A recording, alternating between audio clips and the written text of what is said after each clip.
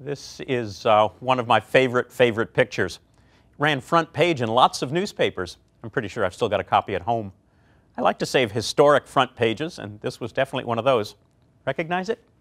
It's people, right? A long line of people snaking this way and that way in what looks to be the middle of nowhere. Actually, where it is South Africa, a rural part of South Africa.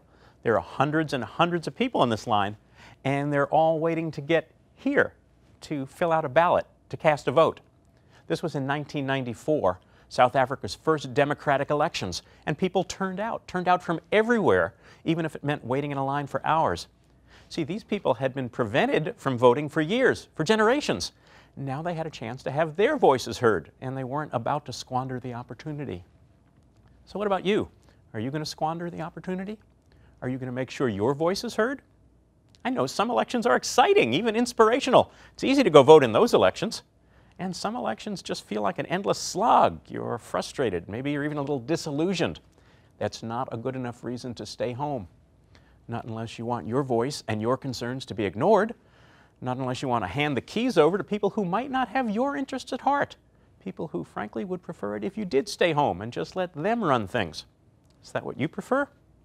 Didn't think so. So you need to be there, even if you're not quite as excited, quite as inspired as you'd like to be.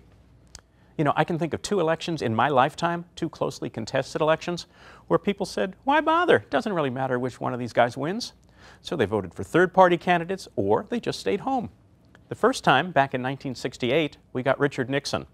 The second time, just 12 years ago, we got George W. Bush and Dick Cheney. Turns out it really did matter. It mattered a lot. And this time, can you afford to take that chance? If you want your voice to count, you have to be counted. Go vote.